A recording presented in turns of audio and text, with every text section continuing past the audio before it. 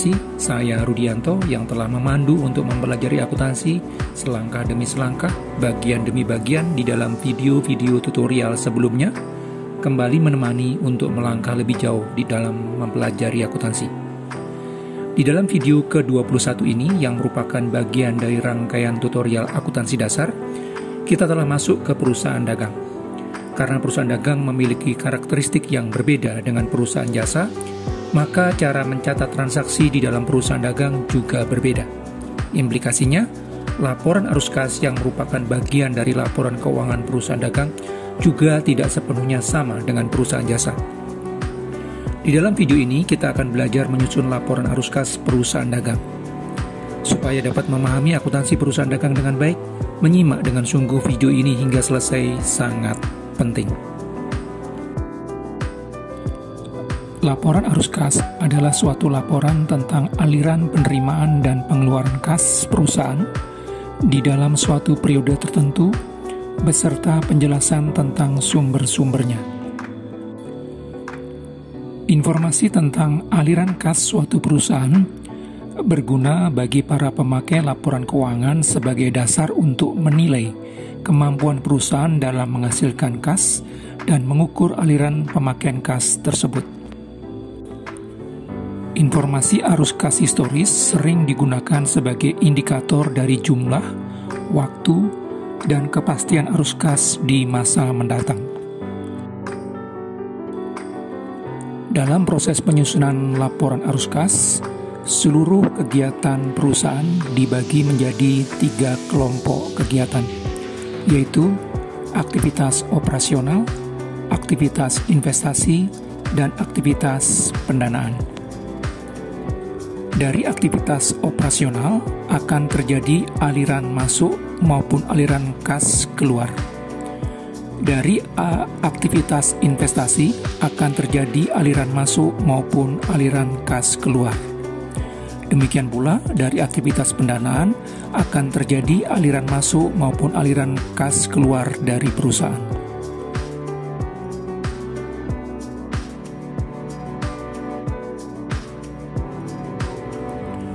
Struktur laporan arus kas merupakan penjumlahan dari arus kas aktivitas operasional dengan arus kas aktivitas investasi dengan arus kas aktivitas pendanaan. Hasilnya berupa arus kas bersih pada periode tersebut. Arus kas bersih pada periode tersebut ditambah dengan saldo kas pada awal periode akan menghasilkan saldo kas pada akhir periode yang bersangkutan.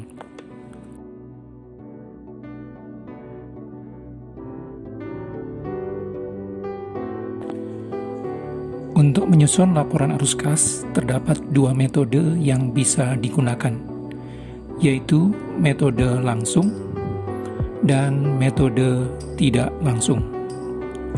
Perbedaan antara keduanya terletak pada struktur arus kas pada aktivitas operasional.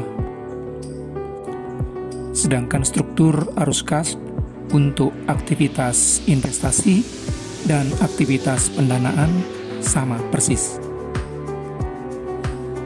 Metode langsung adalah suatu metode penyusunan laporan arus kas di mana aliran kas dari aktivitas operasional dilaporkan langsung dari jumlah pendapatan dan beban yang tercantum di dalam laporan laba rugi, lalu kemudian dibuat koreksinya berdasarkan pendapatan dan beban yang telah dibayar. Dengan metode ini, aliran penerimaan kas dari pendapatan bruto dan pengeluaran kas untuk beban operasional bruto diungkapkan. Metode tidak langsung adalah suatu metode penyusunan laporan arus kas di mana aliran kas dari aktivitas operasional dilaporkan tidak secara langsung dari jumlah pendapatan dan beban yang tercantum di dalam laporan laba rugi, tetapi dimulai dengan laba bersih yang disajikan laporan laba rugi. Lalu kemudian dibuat koreksinya untuk mengetahui laba bersih yang berasal dari pendapatan dan beban yang telah dibayar. Dengan metode ini, aliran penerimaan kas dari pendapatan bruto dan pengeluaran kas untuk beban operasional bruto tidak diungkapkan.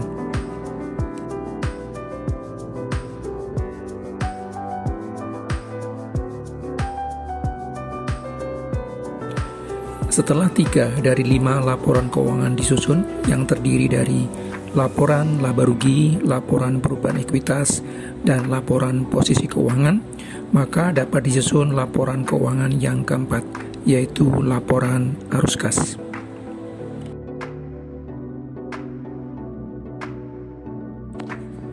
Setelah laporan posisi keuangan komparatif disusun, maka dapat disusun laporan arus kas yang terdiri dari 3 kelompok arus kas, yaitu arus kas operasional, arus kas investasi, dan arus kas pendanaan.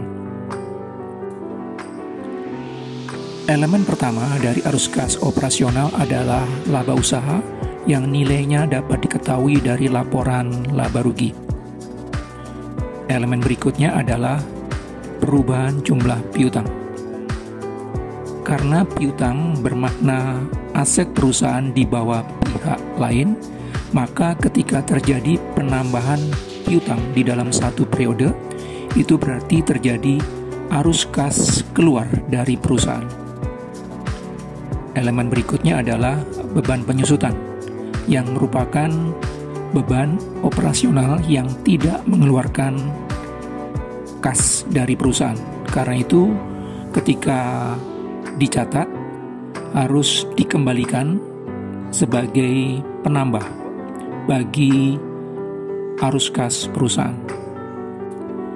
Elemen berikutnya adalah perubahan jumlah hutang usaha.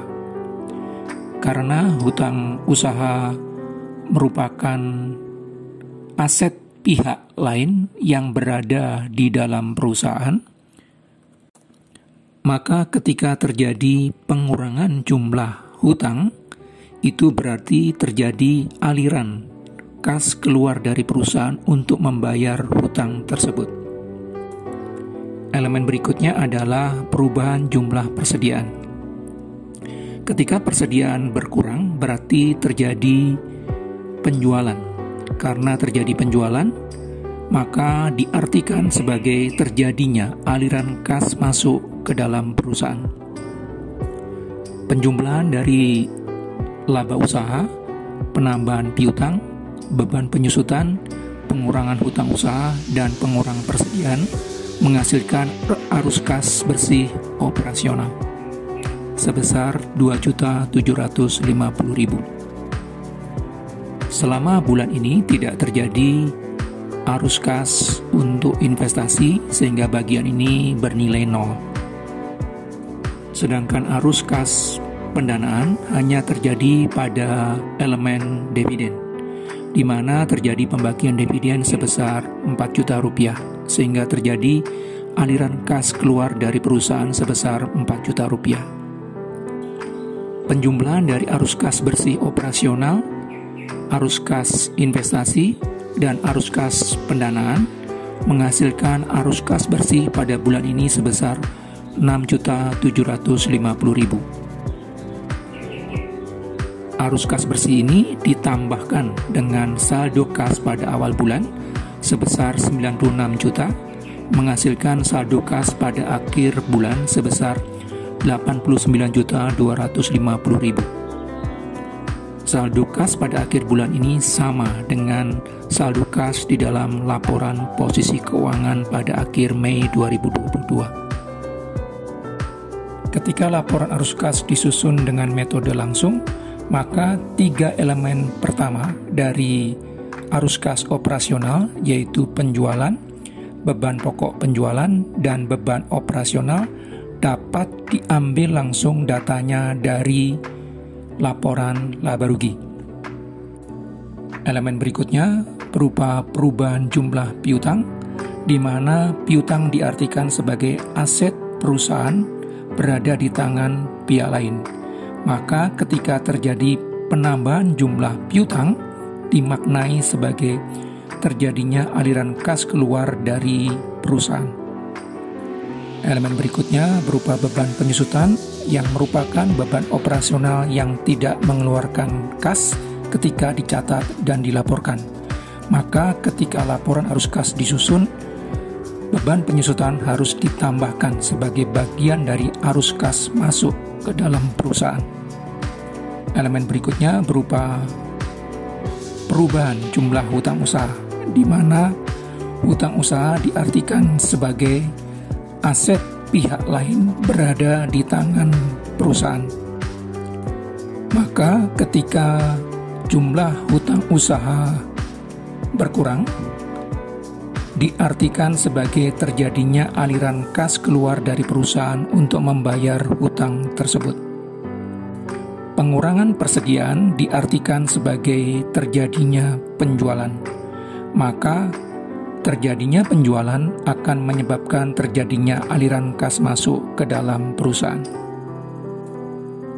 Penjumlahan dari arus kas penjualan, beban pokok penjualan, beban operasional, penambahan piutang, beban penyusutan, pengurangan hutang usaha, dan pengurangan persediaan menghasilkan arus kas bersih operasional pada periode tersebut sebesar negatif 2.750.000. Arus kas bersih negatif bermakna jumlah kas yang keluar lebih besar dibanding jumlah kas yang masuk dari kegiatan operasional di dalam periode tersebut. Pada bulan ini tidak terjadi aliran kas masuk maupun keluar untuk aktivitas investasi, maka jumlahnya adalah 0. Sedangkan arus kas pendanaan hanya terjadi ketika dilakukan pembagian dividen sebesar 4 juta rupiah. Penjumlahan dari arus kas bersih operasional, arus kas investasi, dan arus kas pendanaan menghasilkan arus kas bersih pada bulan tersebut sebesar negatif 6.750.000. Arus kas negatif menunjukkan bahwa jumlah uang yang keluar lebih besar dibanding jumlah uang yang masuk pada bulan tersebut. Arus kas bersih pada periode tersebut ditambahkan dengan saldo kas pada awal periode sebesar 96 juta menghasilkan saldo kas pada akhir periode sebesar 89.250.000. Saldo kas pada akhir bulan ini sama dengan saldo kas di dalam laporan posisi keuangan pada akhir Mei 2022.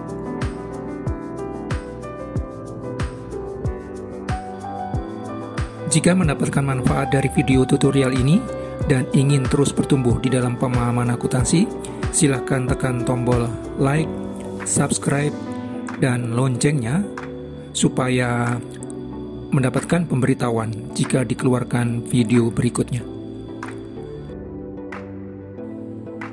Sebagai praktisi dan pengajar akuntansi yang juga penulis berbagai buku akuntansi, materi tertulis dari video ini bisa didapatkan dari berbagai buku akuntansi yang saya tulis, khususnya pengantar akuntansi yang terbit di tahun-tahun yang berbeda.